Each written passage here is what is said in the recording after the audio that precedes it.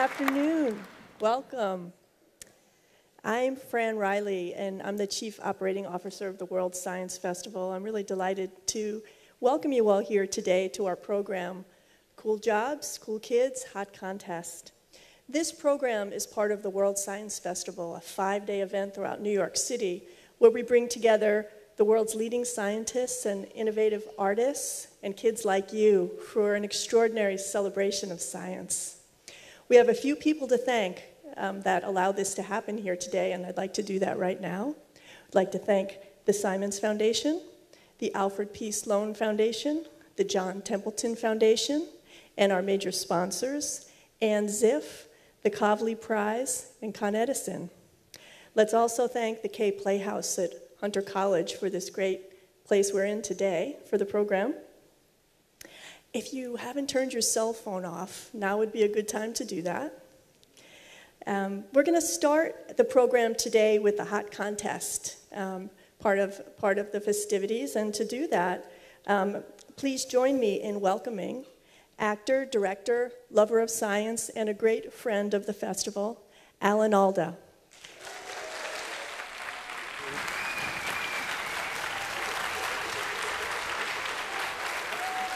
Hello. Hi, it's great to see you all here. Thank you for coming today. I love that arrow up there. They have it pointing down here. So here's the thing. I'm going to tell you a little bit about a contest that we had that was amazing to me. I started this contest, and I really didn't know how it was going to spread. It spread all over the world like a bad cold. It was just amazing.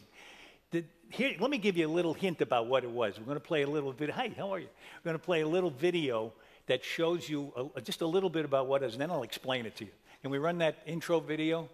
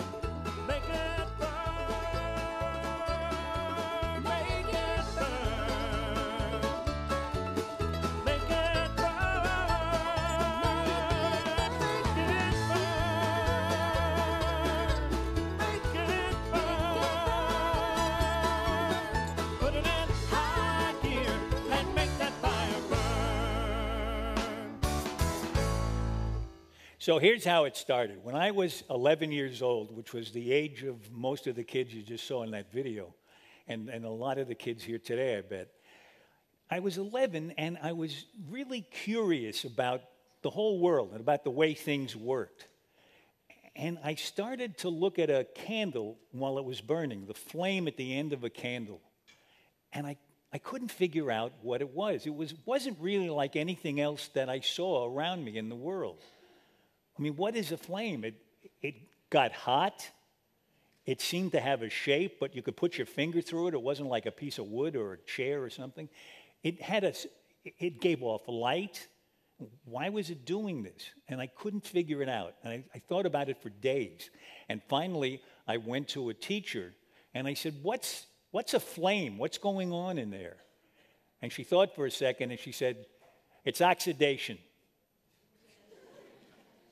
And that's it. That's all she said. And I had never heard the word oxidation before. I didn't know what it was. Like calling it by another name, a flame. Oh, that's Fred, you know.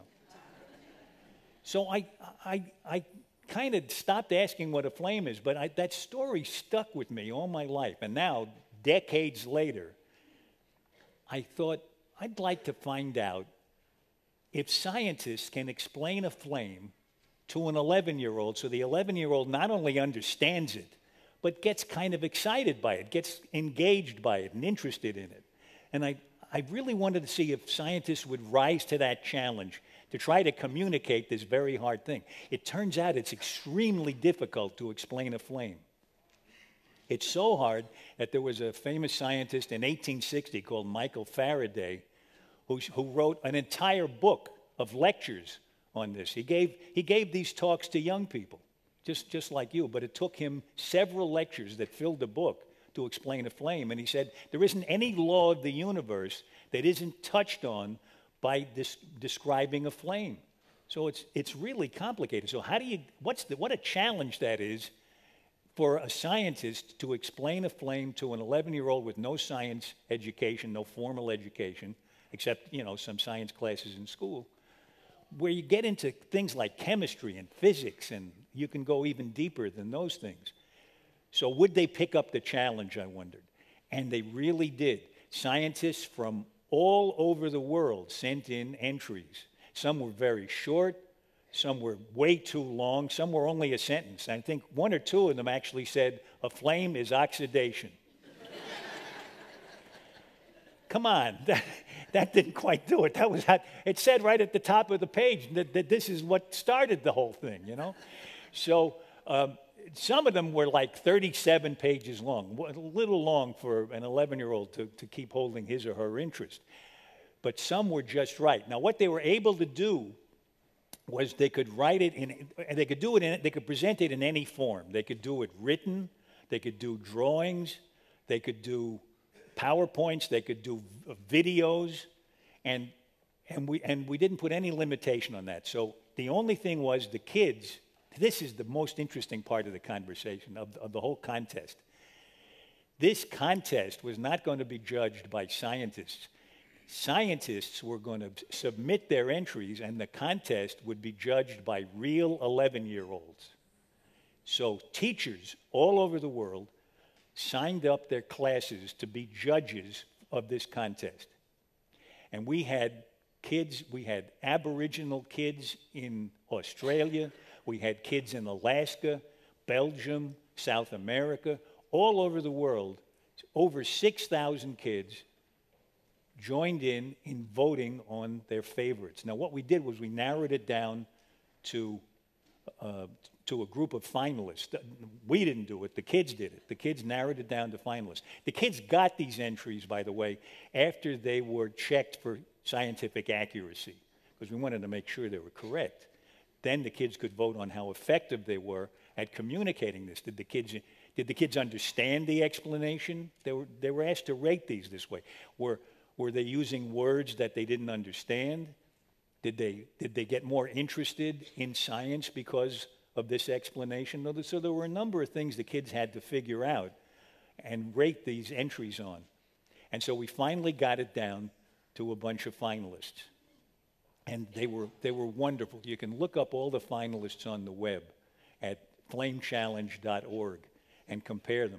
One of the interesting things that the kids said was they learned a lot about how a flame works by looking at a lot of different explanations, because some explanations would come in at it from this angle and some would come in at it from that angle.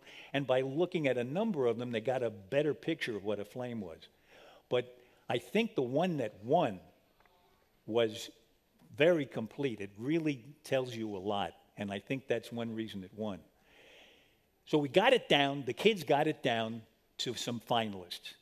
And then we had a worldwide assembly on the internet where we had 10 schools from different parts of the world discussing the finalists and trying to decide what the good points of some entries were and what the weak points of others were. And the kids were very interesting and this really impressed me. I was very moved by this, by the kids.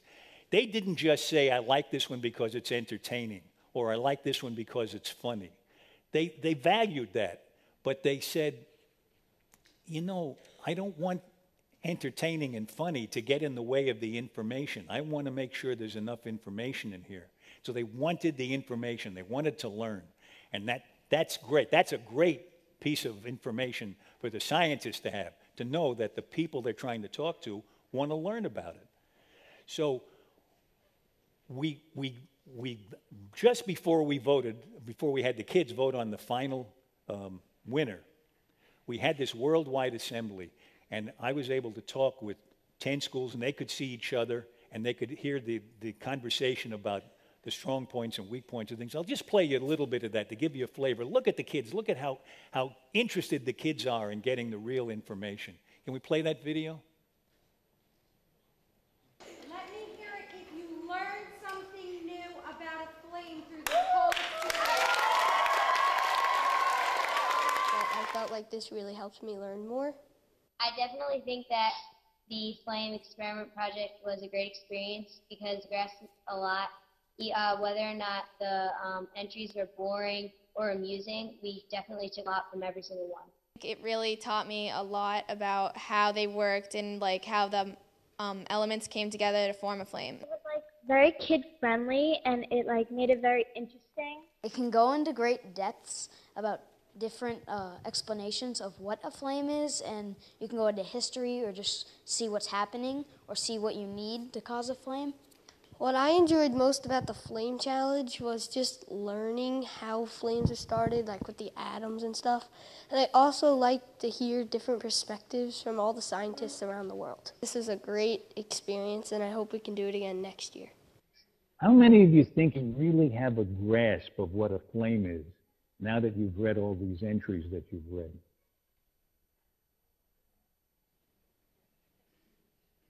Let me hear it if you like science today.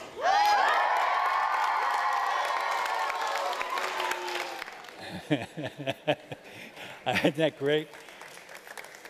So now comes the time to show you the winner. This is a fantastic thing. What won was, you know, a lot of the verbal, the written entries did very well, and they painted a good picture of a flame. This is a video, and this will knock you out. I think it's just wonderful to watch. I love to watch this video. This is the winner of the 2012 Flame Challenge. Take a look at this.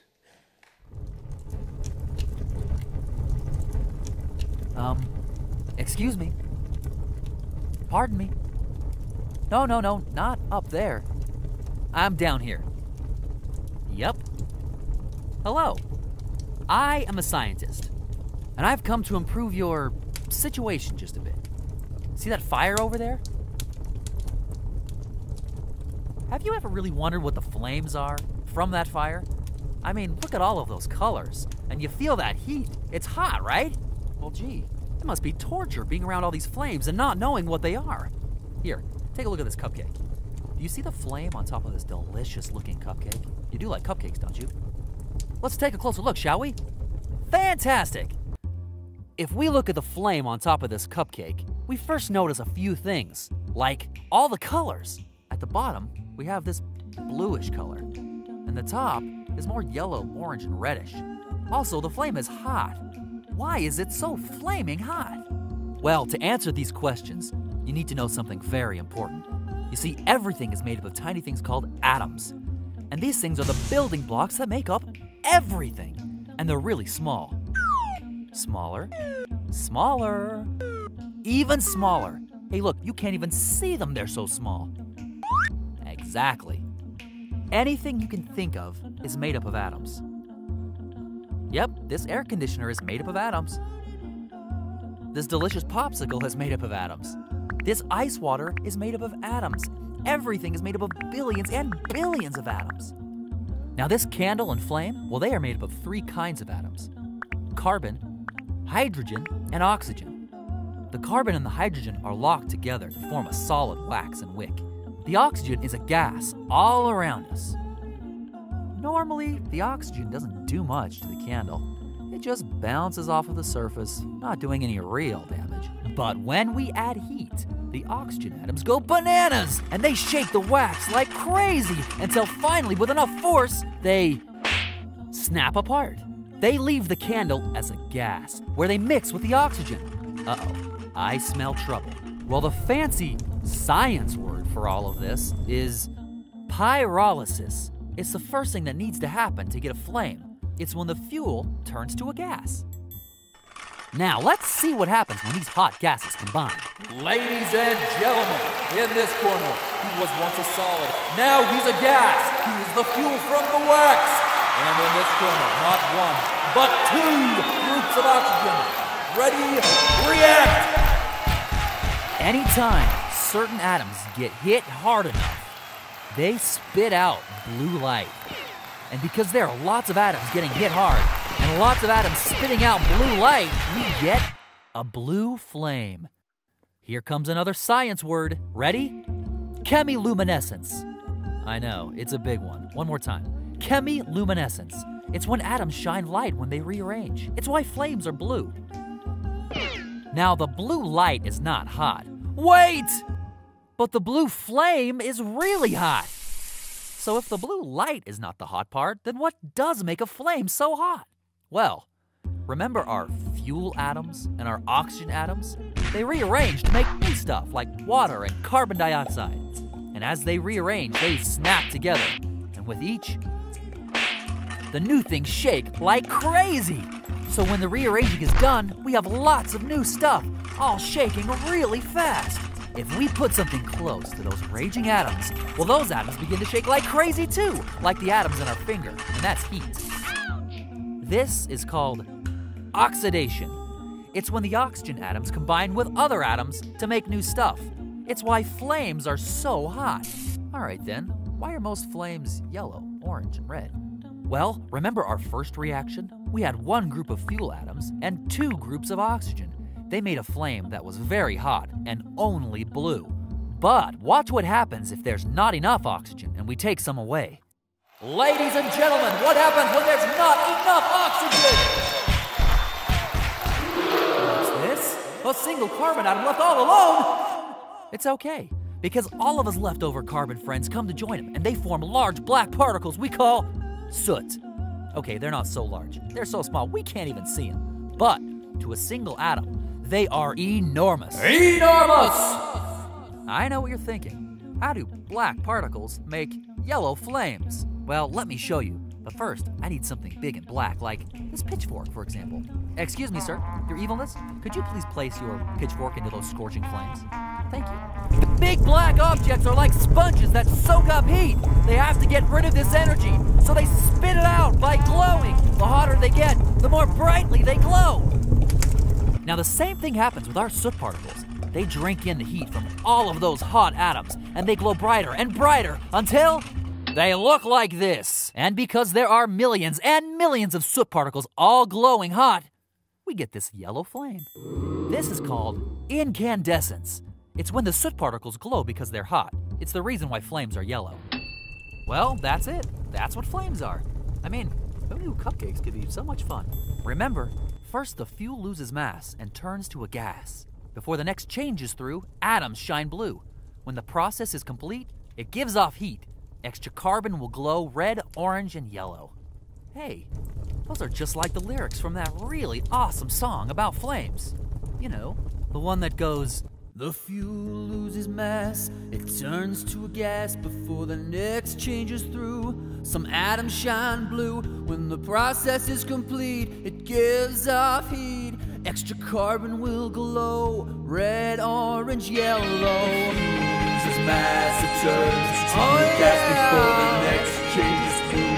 Some atoms shine blue, when the process is complete, it gives off heat. Extra carbon will glow, red, orange, yellow. The fuel loses mass, it turns to a gas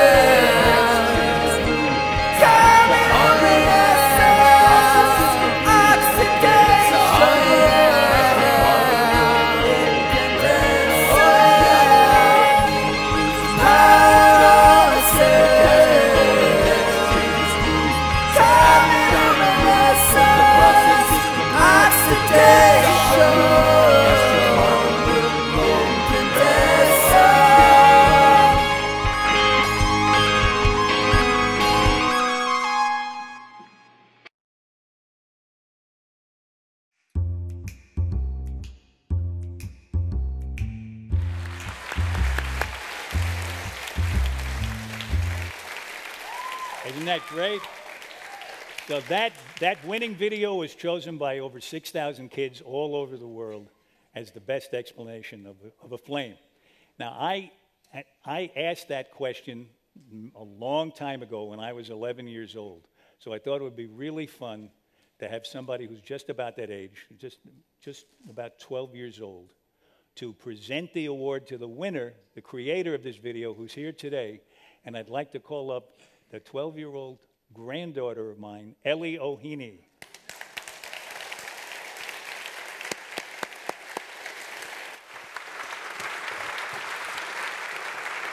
Hi, Ellie. Ellie's going to give the trophy to the winner of the 2012 World Science Festival Flame Challenge to Ben Ames. Ben Ames. Come on up, Ben. There he is. You can give it to him.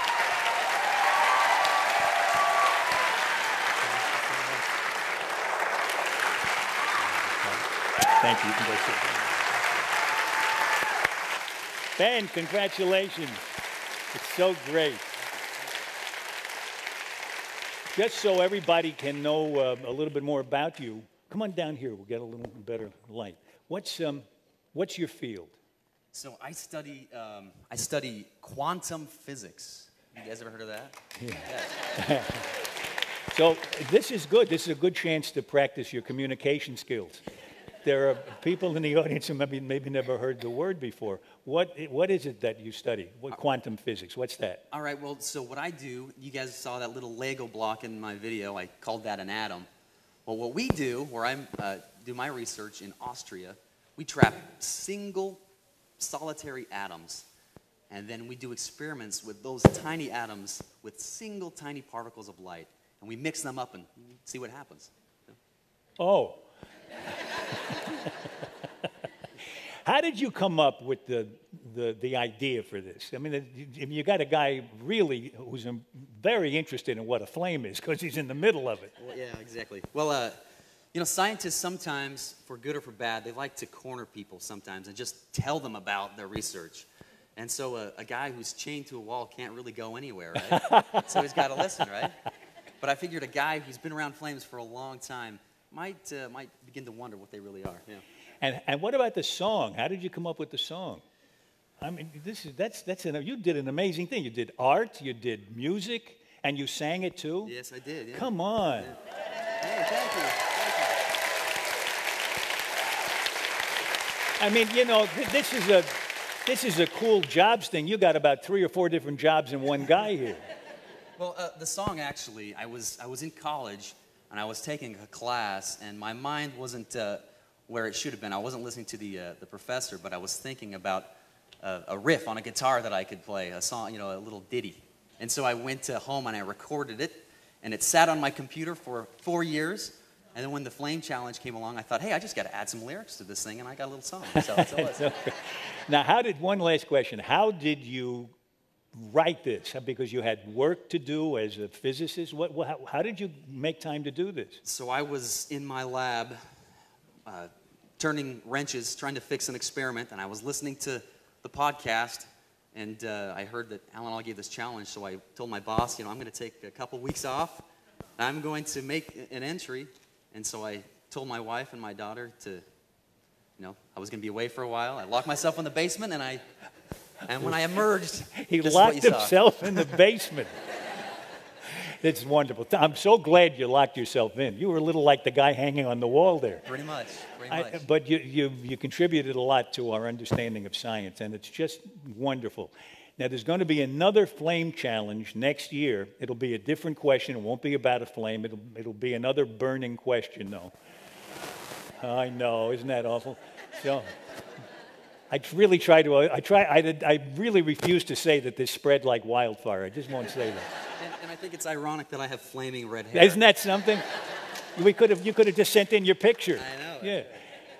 So I think everybody's been given a card or a piece of paper, and you can write down your suggestions for what you think next year's question ought to be. Some question that you think would be hard for scientists to come up with an answer to, but that you really want to know the answer to. Make it come out of your own curiosity, the way it came out of mine when I was 11. Now, think about that for a second, but before we go, Ben doesn't know about this. There's a surprise for you. Bring out the surprise.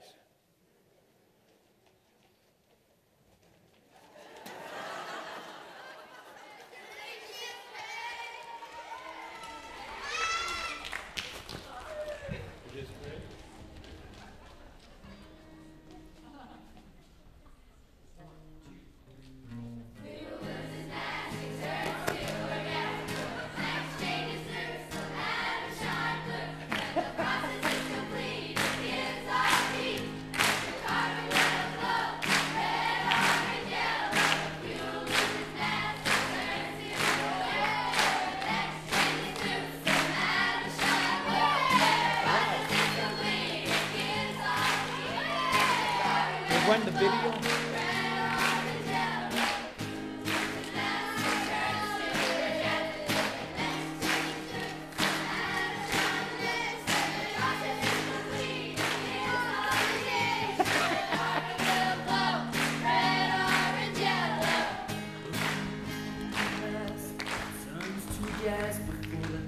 Changes through, some atoms shine blue. Everybody, the process is complete. It gives off heat. Extra carbon will glow. Red, orange, yellow. It turns to gas. Changes through, some atoms shine blue. The process is complete. It gives off heat. Carbon will glow. Red, orange, yellow. Color loses mass. It turns to gas. Next changes through. And it shines through. It gives off heat. One will glow. Red, orange, yellow. Thank you all for coming. Thank you. Thank you, kids. Congratulations, kids. Thank you. That's great, guys. Thank you very much. Let's go up stage. Go up. Ah, that's great. Far out. Thank you all.